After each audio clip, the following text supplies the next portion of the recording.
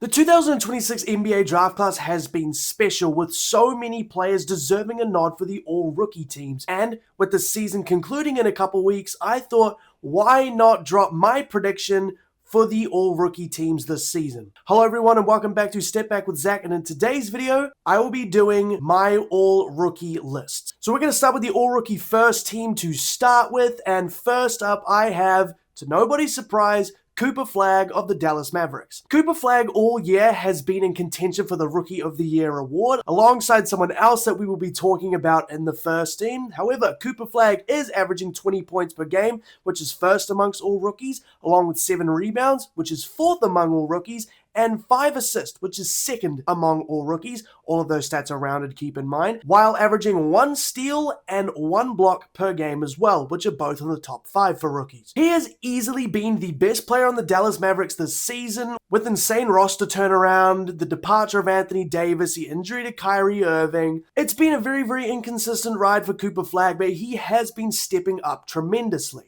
And with this, he is already in the 85th percentile in the entire NBA in terms of offensive load as a rookie. He is creating 5.6 open shots per 100 possessions for his teammates as well, which is pretty damn good, considering that Cooper Flagg coming into the NBA was not looked at to be this incredible offensive talent yet, and that would take some time to develop. However, he has been really solid on the offensive side of the ball. Like I've talked about quite a few times, he's broken a number of records already. He has the most 20-plus point games as a teenager. He's the youngest player ever to have a 40-point game at the age of 18, by the way. And he's the first teenager since Michael Jordan with 4 straight 30-point games and 5 rebound games. And he has the most points in a game by a teenager of all time with 49, and he still has a couple other records on top of that as well. And although his defense hasn't ultimately been what we thought it would be coming into this NBA season, he has been a pretty damn solid rim defender, where he is holding opposing players to 5% below their average field goal percentage at the rim, and is 97th percentile in contested shots in the same area. And in terms of his advanced stats, which you guys know I love to go over, they are not in his favor, considering that his team has been absolutely god-awful this season. But shout out to Cooper Flagg, easy pick for the all-rookie first team. Next, we have Con Knippel of the Charlotte Hornets, who was the other guy I was talking about just before, and personally, he is my ultimate rookie of the year this season. He's averaging 19 points per game, which is second among rookies, as well as 5 boards and 3 assists on 49% field goal shooting. I need to wee. On an incredible 49% from the field and a wild 44% from 3, and although his 3-point shot hasn't looked as strong as it has been all season, he's still first in the entire NBA in total threes made on a wild 65% true shooting percentage, which is 10th in the entire NBA from people who have over 725 points this season, and is second all-time for rookies. And he has already broken the NBA record for most threes made in a season by a rookie, where he is currently at 247, beating Keegan Murray, who had 206. And there's still 11 games left to go for the Charlotte Hornets this season. He is also 5th in terms of general field goal percentage among rookies, which is just really crazy, showing his efficiency. With how many threes he shoots, being that efficient from the field is crazy. He is also in the 98th percentile in terms of shot quality, meaning he is one of the best shooters in the entire NBA.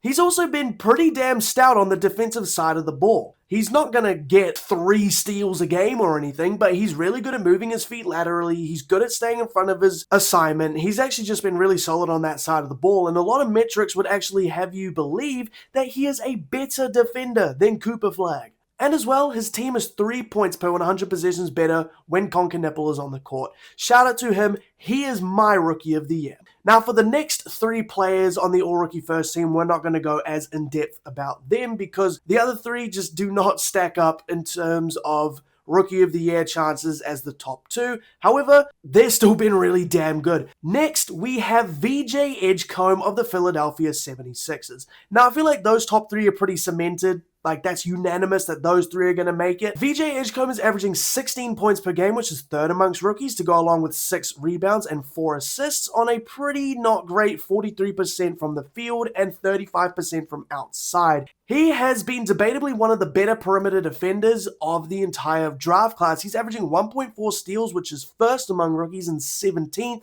in the entire NBA, and he's also first in total steals among rookies with 93. He is an incredible athlete, a downhill attacker. He reminds me a lot of a young Dwayne Wade and Anthony Edwards, especially that jump shot. Looks very similar to Ants in my opinion. He is also one of the better offensive rebounders at the guard position in the entire NBA, and he's 6th amongst all rookies in terms of offensive rebounding. Now that might be because he plays 35 minutes per game, which is wild as a rookie, but he's deserved it. He's a bloody beast. He also started the season so well, and in his debut, he made NBA history, scoring 34 points, which is 3rd all time in terms of most points in a single game in a debut. And in that game, he recorded 14 first quarter points, which is the most points ever in a debut quarter in NBA history. He also defends a lot of shots at the rim where he's in the 97th percentile, which is crazy as a guard. VJ Edgecombe is one of my favorite players to watch. He's a shoo-in for a great highlight every night, basically. He's going to dunk on your favorite players.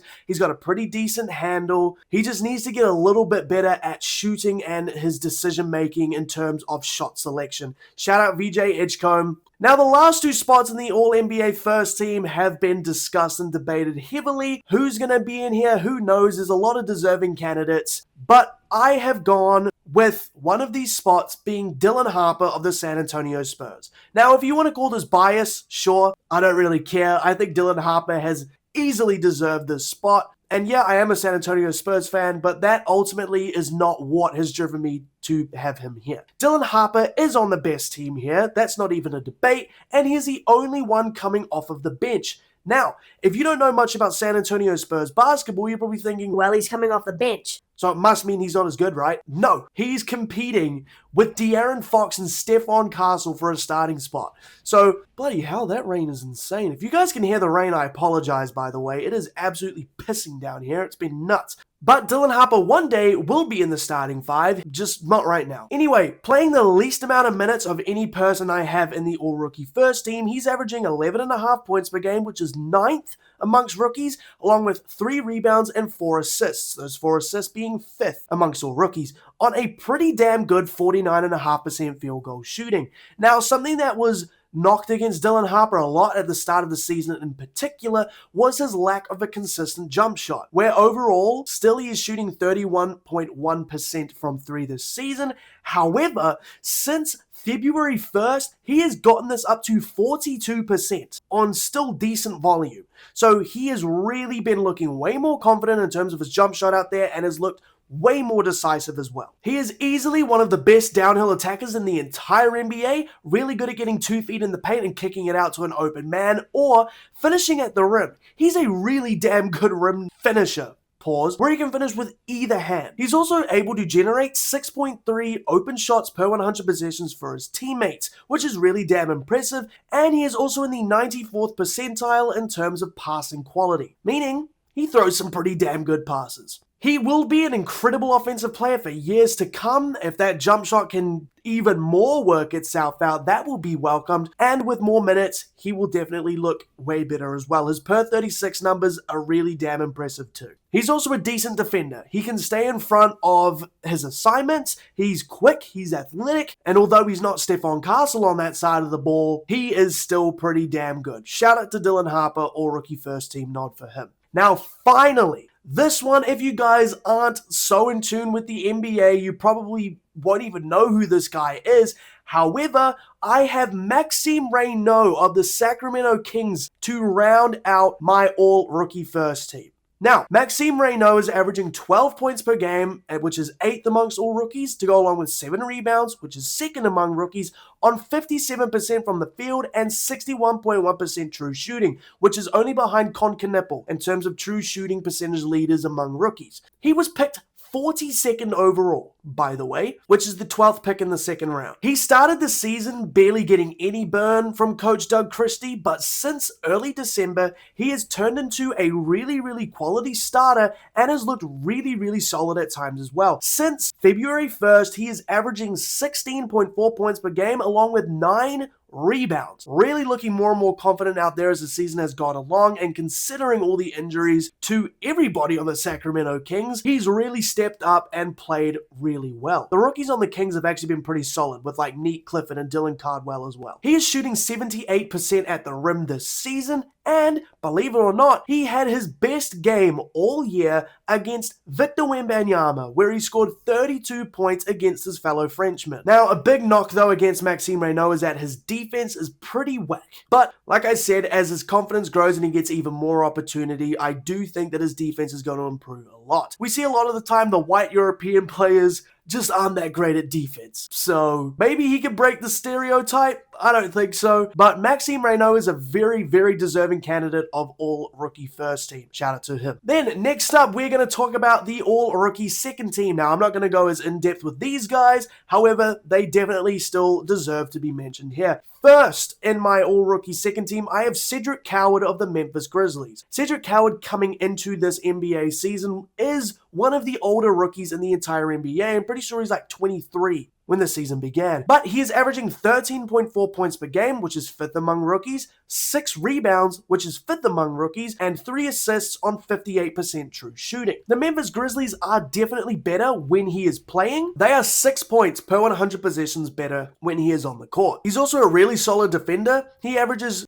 3.4 deflections per 100 possessions. I think Cedric Coward has a lot of potential to be a really, really damn good player for many years to come. He's fast. He's athletic, he's confident, and although his shooting has been kind of all over the place, he has shown immense promise in that regard. He had a game, I'm pretty sure it was his 3rd game of his entire NBA career, where he went 6 for 6 from 3. So yeah, Cedric Coward can be really, really solid. However, I haven't watched many Memphis Grizzlies games this year. I mean, can you blame me? They suck. But shout out Cedric Coward. Next, we have someone that I thought was going to be a lock for all-rookie first team, especially for the first half of the year, but has been slipping recently. I have Derek Queen of the New Orleans Pelicans. Now, Derek Queen is averaging 11 points per game, which is 10th amongst rookies, 7 rebounds, which is 3rd among rookies, and 4 assists, which is 6th among rookies, on a not great 55.3% true shooting percentage. He has shown significant offensive potential. He has great footwork in the post. He's gonna be scary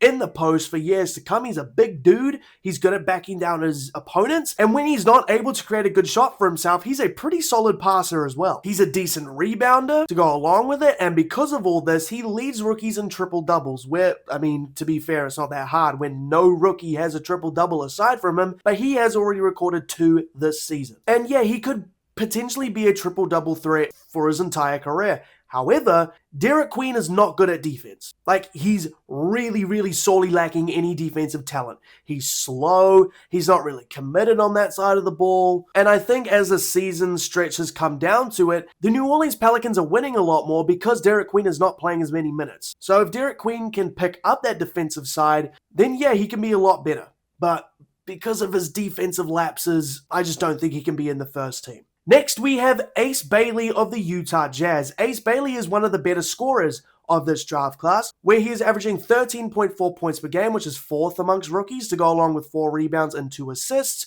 on 44.5% field goal shooting. He has the potential to be a great scorer in this league coming into the NBA year. A lot of people said that Ace Bailey would be the best scorer in this draft class, which is definitely not out of the realm of possibility. He dropped a career-high 37 points against the Toronto Raptors in their most recent game, which is pretty damn impressive considering that the Toronto Raptors are a pretty good defensive team. He is also averaging 18 points per game since February 1st, considering all of the injuries to the Utah Jazz. He's really stepped up and held his own on that side of the ball, but just like Derek Queen, needs to work on that defense. Again, it just doesn't seem like he's totally bought into that side of the ball. But when you're playing for a bad team, maybe you aren't trying as hard. I don't know, I'm not an NBA player. I don't know what goes on in their minds. But Ace Bailey can be really fun to watch. Great offensive potential. Shout out Ace Bailey. Next, we have Jeremiah Fears of the New Orleans Pelicans once again. Jeremiah Fears is averaging 13 points, 4 rebounds, and 3 assists on a terrible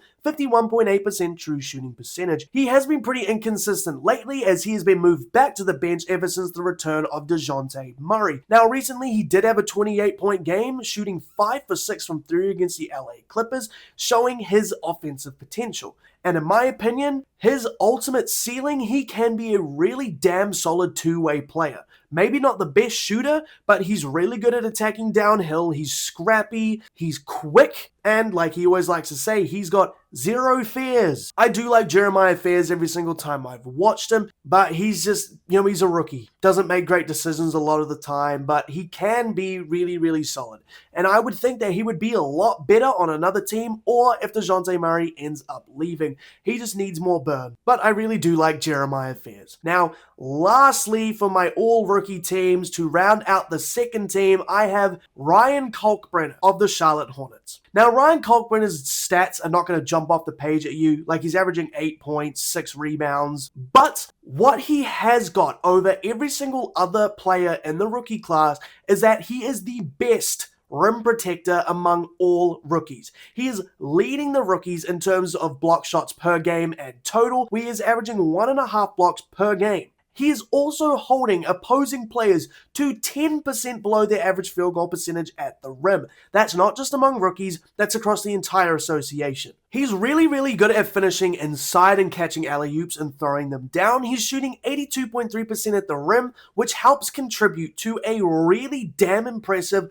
75% true shooting percentage. But technically he does not qualify because he just has not shot enough shots. But unlike some of the other players I've been talking about where their defense has been lacking, in terms of Ryan Kalkbrenner, his offense is really lacking. The Charlotte Hornets are like 6 points better offensively when he is not playing. And I think with the way that the Charlotte Hornets are built at the moment, they just rely on offense above everything else. So Ryan Kalkbrenner's minutes have reduced quite a lot. But I love Ryan Kalkbrenner. I love great defensive players and I love rim protectors. But yeah, shout out to him. But like I said earlier, so many players are deserving of all rookie nominations. I want to give some shout outs to other players who easily could have made these teams, like Colin Murray-Boyles of the Toronto Raptors, Trey Johnson of the Washington Wizards, Hugo Gonzalez of the Boston Celtics, Yegor Deman or Dioman, or however you say his last name, of the Brooklyn Nets, Javon Small of the Memphis Grizzlies, Sion James of the Charlotte Hornets, Nick Clifford of the Sacramento Kings, Will Richard of the Golden State Warriors, and Mohamed Diawara of the New York Knicks. Like, there are so many capable rookies this season. If you had any of these guys in your all-rookie teams, absolutely. I was sitting here for a long time trying to figure out who exactly I wanted here. Like, I had Trey Johnson in there, I had Hugo Gonzalez in there, I had Mohamed Diawara in there, I had Ryan Kalkbrenner off, but ultimately, these are the teams that I have settled on. But that will be all from me for my all-rookie team predictions. Let me know if you guys agree down in the comments section below. And if you don't, who would you replace and where? But thank you guys so much for watching. And as always, I'll see you in the next one.